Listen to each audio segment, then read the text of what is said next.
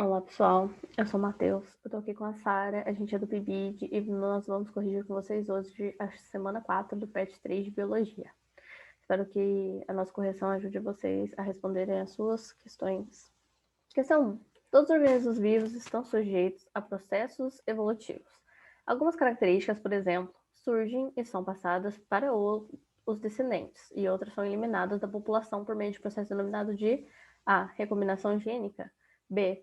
Seleção natural, C. Mimetismo, D. Mutação. Quando a gente fala de que algumas características elas surgem, são passadas para descendentes e outras são eliminadas da população, a gente está falando, pessoal, da seleção natural.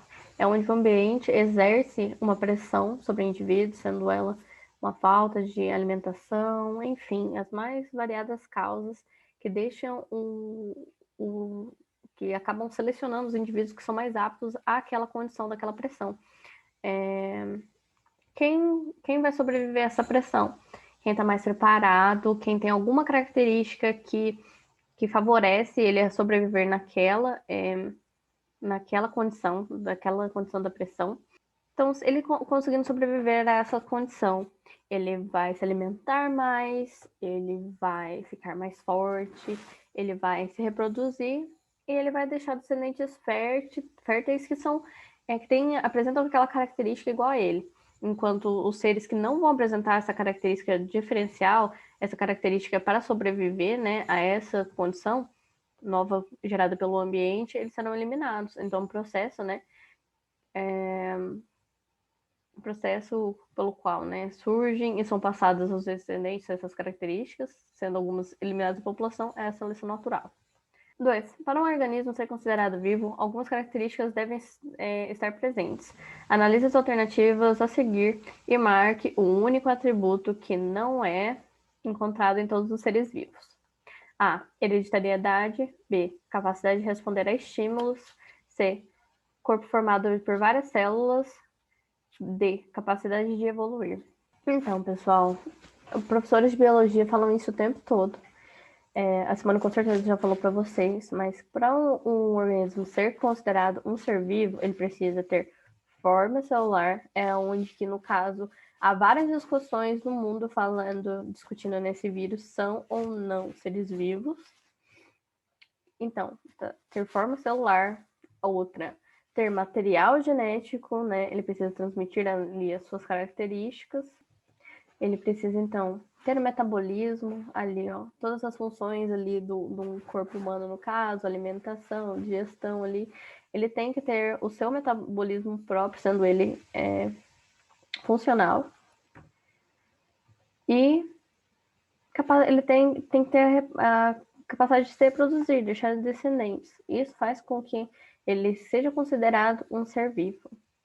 Então, quando a gente volta para as questões ali alternativa, hereditariedade, ela tá falando para a gente do quê?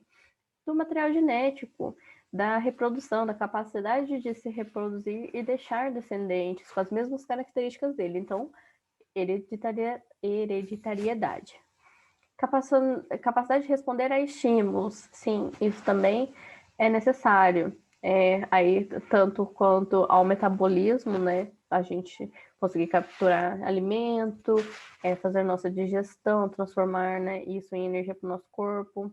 Então, isso aqui quer dizer, está falando sobre metabolismo.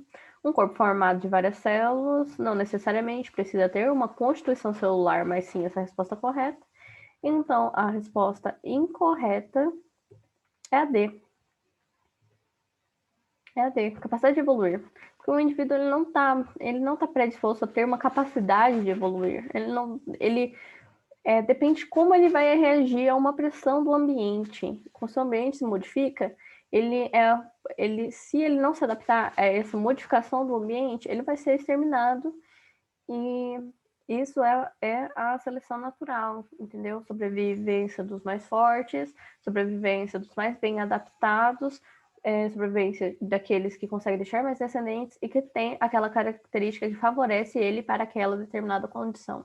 Bom, a questão 3 pede para a gente considerar as seguintes características que são atribuídas a um ser vivo. Então, para ser vivo, ele tem que ter essas seguintes características, que é que os seres vivos são constituídos por uma ou mais células. Os seres vivos têm material genético interpretado por um código universal. E 3, quando considerados como populações, os seres vivos se modificam com o tempo. Aqui, admitindo que possuir todas essas características seja um requisito obrigatório para ser classificado como ser vivo, é para a gente ver qual afirmativa está correta. Como a gente tem como base que todas as alternativas têm a questão do vírus, a gente vai tomar ele como exemplo, ok? Bom, os vírus, eles possuem material genético. Então, eles podem ter ou DNA ou RNA, apenas um dos dois, e nunca vai ter os dois juntos. Então, eles vão ter ou DNA ou RNA. E eles também mutam, eles modificam com o tempo. Vocês podem ter como exemplo o Covid. Você, quando saiu vacinando Covid, vamos vacinar contra o Covid, mas agora você tem várias variantes desse vírus, como a Delta, por exemplo, que está dando muitos casos ultimamente. Sofreu mutação, ele modificou, então vírus modificam. Mas o que eles não têm uma organização celular e eles não possuem múltiplas células, isso eles não têm. Então a questão correta vai ser a C, que fala que os vírus não são seres vivos, porque eles preenchem os requisitos 1 e 2 com relação ao material genético e as modificações, mas eles não apresentam os requisitos 1 e o requisito 1, porque basicamente eles só têm o material genético deles, eles não há umas células em si. Aqui, a questão 4 fala que o DNA é um tipo de ácido nucleico que possui destaque por armazenar a informação genética da grande maioria dos seres vivos. Todos sabemos que a principal função do DNA é armazenar e transferir essa informação genética nossa. Está pedindo para marcar a alternativa que indica corretamente o nome da unidade básica da hereditariedade. Bom, essa unidade básica é o gene. Eu vou dar uma explicaçãozinha mais profunda para vocês.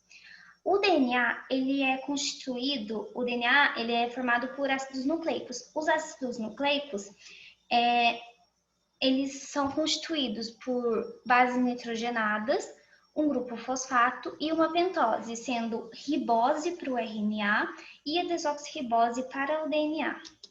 As bases nitrogenadas, elas vão ser a adenina, a guanina, a citosina, a timina e a uracila, sendo que a timina só tem no DNA e a uracila só tem no RNA. As bases nitrogenadas, elas são divididas em dois grupos, as purinas, que tem a adenina e a guanina, e a citosina, a timina e a uracila, que ficam no grupo das pirimidinas. A diferença deles é com relação à estrutura molecular delas, já que a adenina e a guanina, elas possuem um anel duplo na estrutura delas. Então, quando a gente fala que o gene tem essa base a unidade básica da hereditariedade, a gente está falando com relação que o gene é um segmento de DNA, ele possui a nossa informação genética. Cada gene ele é composto por uma sequência específica de DNA. Essa sequência específica ela vai ser responsável por codificar um produto específico, um produto funcional específico, como as proteínas, por exemplo. Então, com os nossos genes, nós temos essa unidade básica da hereditariedade, ele tem toda a nossa informação genética. Os genes, eles vão ficar contidos nos nossos cromossomos. Bom, foi isso por essa semana. Até a próxima semana. Espero que vocês estejam acompanhando nossas correções. Qualquer dúvida, entre em contato com a gente no WhatsApp ou nas nossas outras redes sociais, como o Facebook ou o Instagram, e com a professora Simone também. Até a próxima semana.